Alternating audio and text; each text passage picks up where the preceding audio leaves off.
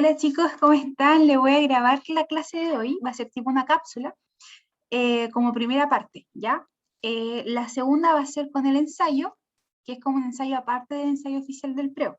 Va a ser un ensayo solo de la asignatura de lenguaje, ¿ok? Porque nosotros practicamos más lo que es lectura, la rapidez lectora, y lo que es la comprensión de lectura. Así que a poner mucha atención, esta es la clase, concluimos ya el contenido con género dramático. La mayor parte del contenido la vimos en primer semestre.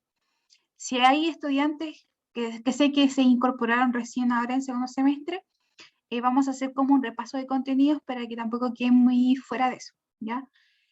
Eso, así que ahora vamos a ver netamente lo que es género dramático y después la prueba. Esa va a ser la clase, ¿ya?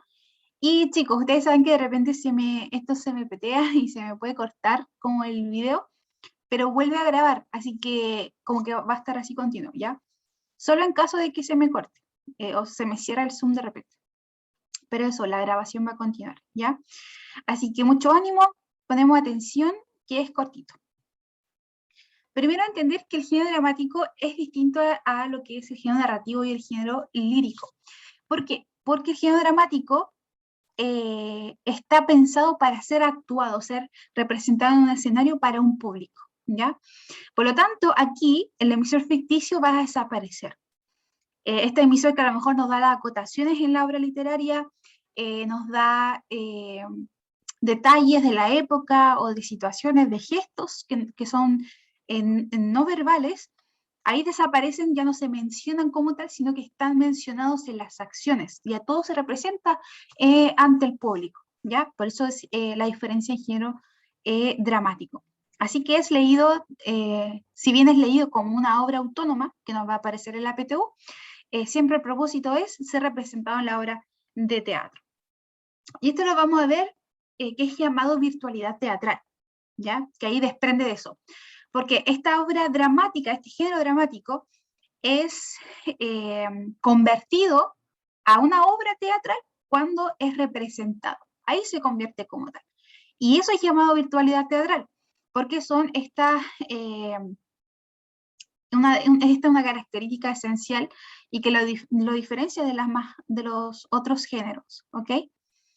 Y eso, tienen que ser directamente representado al público, y eso es lo bueno, y eso le da otra amplitud. Aquí ya son los personajes mismos quienes dan los gestos, una emoción, la representan.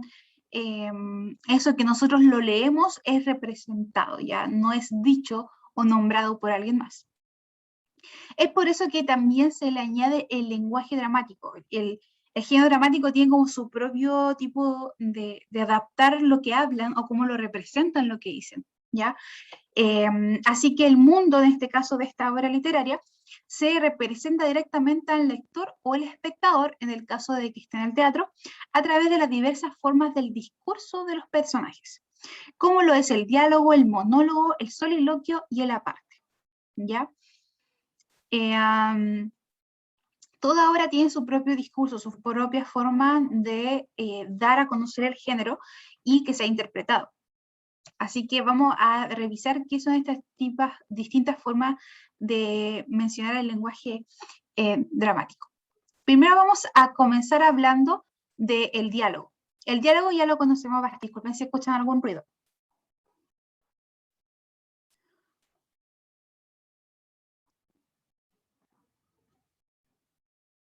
Estamos ahí todavía.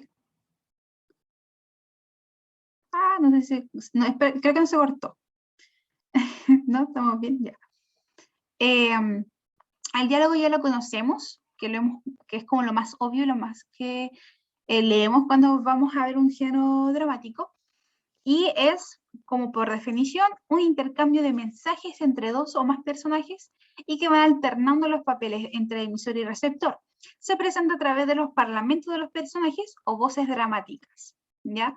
Cuando hablamos de alternar los papeles de emisor y receptor, es que cuando uno habla, se convierte en emisor y los demás en receptor, y cuando el otro habla, es que era receptor se vuelve emisor, y el que era emisor se vuelve receptor, así, ¿ya? Y ahí se va provocando el diálogo. El diálogo tal como lo hacemos cuando estamos con otras personas.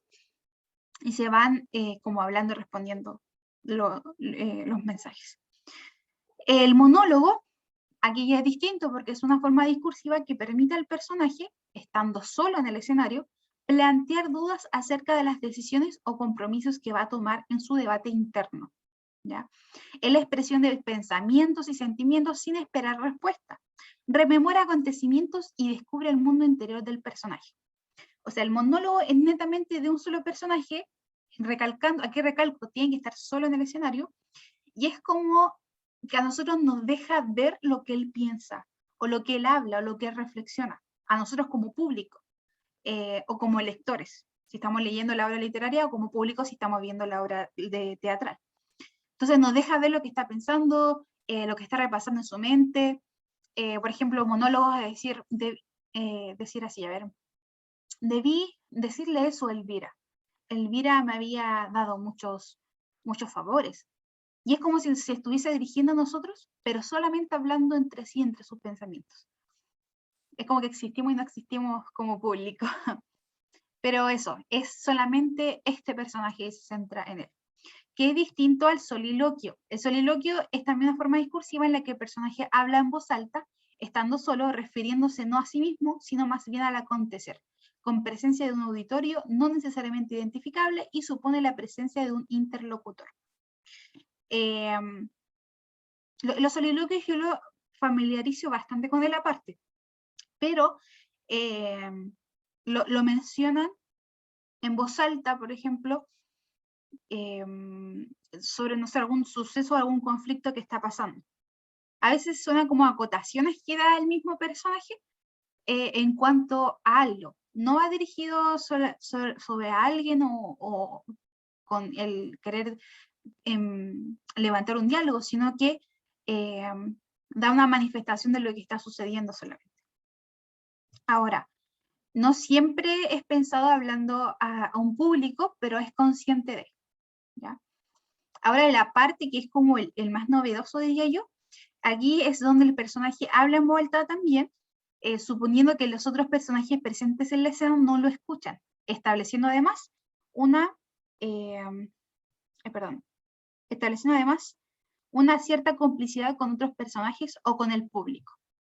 Por ejemplo, si está sucediendo algo, y no sé, hay 3 personajes, y 2 de ellos son un matrimonio, y él dice algo que la mujer lo pilla. Entonces el tercer personaje dice, parece que pillaron la infidelidad oculta, no sé. Los otros 2 personajes no escucharon eso. Esa parte lo hizo el personaje tal vez hacia el público, o hacia otro personaje en específico como algo entre nos, ¿ya? O cuando dicen, están actuando y de repente le dice, no, Caperucita Roja, tienes que ir por el camino más corto, llegas más rápido. Y hace la parte y dice, también llega más rápido a mi trampa. La Caperucita Roja, el personaje está ahí también, pero no escuchó esa parte, ¿ya? Entonces es como esa complicidad también con el público o con otro personaje tal vez, y pueden haber otros personajes que no oigan, entre comillas, ese aparte, ¿ya? Así que estos son los componentes en cuanto al lenguaje dramático de la obra dramática, o sea, género dramático, perdón. Ahora, el hablante dramático básico sería el emisor ficticio de la obra dramática en términos generales, porque dispone un contexto para que los personajes dialoguen entre sí. Específicamente, el hablante dramático se preocupa de el lenguaje de las acotaciones, la organización de voces gramaticales y la información estructurante. ¿Recuerdan que dijimos que el hablante dramático desaparece cuando el género dramático es representado? Porque cuando el género dramático es representado, ya se convierte en la obra teatral. Entonces el hablante dramático ya no es necesario, porque el lenguaje de las acotaciones ya van a estar determinadas por la acción misma, los turnos de las voces gramaticales también, y la información estructurante ya va a estar en el escenario. Entonces, cuando es representada el género dramático, el hablante dramático no existe. O sea, no es visual.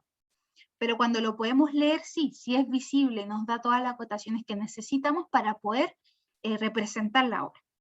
Así que el hablante dramático, en el caso de las acotaciones, es la palabra del emisor ficticio en el texto y se reconoce por estar escrita entre paréntesis, mayormente en letra cursiva o negrita, y el receptor de ella suele ser el director que pondrá en escena la obra, aunque a veces está destinada al actor y hasta al lector para que imagine mejor la acción. Acotaciones como cierra la tapa, o empuña el puño muy fuerte en la mesa, cierra la puerta de golpe, entra Isabel curiosa, ¿ya? Acotaciones así que a nosotros nos hace visualizar mucho más lo que estamos leyendo. La organización de voces gramaticales netamente es los turnos de los diálogos, que también se debería encargar de eso, y la información estructurante es toda la información que permite conocer la división externa de la obra, así como los personajes que participan. Por ejemplo, decir, se encuentra el primer personaje, Isabel, en el escenario hay una mesa y 2 sillas, y un florero de flores rojas, que a lo mejor tienen que ver con la obra, o puede que no, pero el hablante dramático también lo presenta para que nosotros lo imaginemos. El personaje Isabel está entrando a una escena, a un cuadro de una mesa con 2 sillas y flores rojas.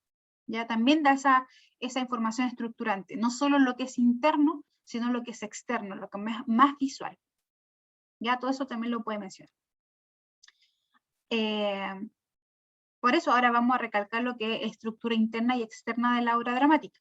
Primero, la interna es la acción de todos y cada uno de los hechos ocurridos. Cómo se organiza cada acción, cada momento, el conflicto que existe por medio de la acción.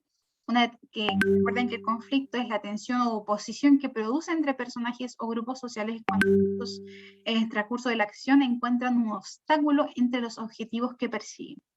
De hecho, en cada obra dramática tiene que haber un conflicto, algo que choque, algo que provoque reacción en los personajes, que provoque cambio, que provoque,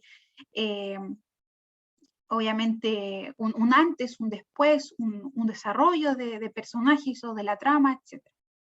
Ya toda esa estructura que existe entre conflicto, hecho y acción de personajes es la estructura interna, ¿ya? Y es así presentada. Vamos a verlo como a grandes rasgos. Esta es la estructura interna del género dramático, donde se va desarrollando. Por ejemplo, tenemos a un lado las partes del conflicto y al otro lo que es el drama, todo lo que es provocado. Entonces, la primera parte del conflicto, que empieza la presentación, donde conocemos las fuerzas del conflicto, tal vez entre el bien y el mal, los motivos que tienen entre sí, o disputas. Se identifican los personajes, por ejemplo, en cuanto a drama, se presenta quiénes son los protagonistas, o él, la protagonista, se entrega el propósito del mismo, la presentación del antagonista o la antagonista, distinción de su objetivo y encuentro de las fuerzas opositoras. Si viésemos Romeo y Julieta, empezaríamos a ver cuál es el conflicto. Dos amores que no se pueden encontrar entre sí, hay oposición entre familias, y empezamos a conocer cuál es el drama. En el desarrollo encontramos la situación intermedia, donde se representa aquí ya la lucha por conseguir el objetivo. Se empiezan a surgir las situaciones de tensión, de distensión, que provocan interés y llevan al clímax, como a lo central de toda la obra al final. Y terminamos con lo que es un desenlace, una situación final. Algunas veces se resuelve, lo ideal que se resuelva el conflicto, y ahí donde ya ocurrió que se eliminó todo obstáculo, se obtiene el objeto del deseo, o sea, que era el propósito que se quería conseguir cuando estaban estas fuerzas opositoras, ¿verdad? Y el triunfo de una fuerza, triunfa el bien o triunfa el mal, triunfa un lado, triunfa el otro, así. ¿Ya? La idea es que ahí se concluye lo que se esperaba, o que a lo mejor las posibilidades que se proyectaron. Mayormente gana el bien, ¿cierto? Pero sí hay obras en las que hay un desenlace de mal, de que gana el mal o termina en muerte. A veces también se cierra así lo que es el drama. Y eso es como netamente lo estructural y a grandes rasgos de lo interno. Ahora, en cuanto a lo externo, ya vimos que lo interno son acción y conflicto, por lo tanto, se van a organizar en unidades claramente diferenciadas. Y ahí es donde se empieza a constituir la estructura externa de la obra dramática, que son como tales, mayormente estas tres, que es el acto, el cuadro y la escena, que creo ustedes lo podrían relacionar ya, ¿cierto? El acto principalmente se define como cada una de las unidades mayores que se divide a la forma externa de un drama. La división de actos se relaciona con la disposición que se desea dar a la forma interior. Por ejemplo, esta forma interior que hablamos de que hay un inicio, desarrollo y desenlace, se va organizando por actos. Ya estos actos nos permiten decir ya, el principio está en el acto 1, el desarrollo está en el acto 2 y el desenlace en el acto 3 tal vez. Ya se va organizando así. También la división de actos se relaciona con la disposición que se desea, perdón, en 3 actos proviene de las partes de Aristóteles que distingue en la tragedia. Por ejemplo, el principio, el medio y el fin, que ya lo hablamos, ¿cierto? Y corresponde a la disposición de la forma interior, en exposición, desarrollo y desenlace. ¿Ya? Ahí se distribuye mayormente entre estas 3 partes. Ahora, la otra división que es tradicional también del drama es en 5 actos, donde es basada en la distinción de 5 partes inherentes a la acción dramática, donde se expone, se intensifica, se culmina o se declina y el desenlace. Donde aquí esta división de actos es donde se va repartiendo la historia mayormente. A lo mejor el conflicto se puede estar no solo en un acto, sino en 2 o en 3 actos, donde se puede exponer un problema y después se intensifica y después hay una crisis, etc. ¿Ya? Eso depende mucho de cómo se vaya distribuyendo esta estructura interna que ya vimos. Así que cuando se va pasando de un acto al otro, aumenta la tensión del conflicto, es lo ideal, ¿verdad? Así como las teleseries. En la obra teatral, el término de inicio de un acto se expresa por la acción de subir y bajar el telón de boca, que es el grueso cortinaje que separa el escenario del espectador.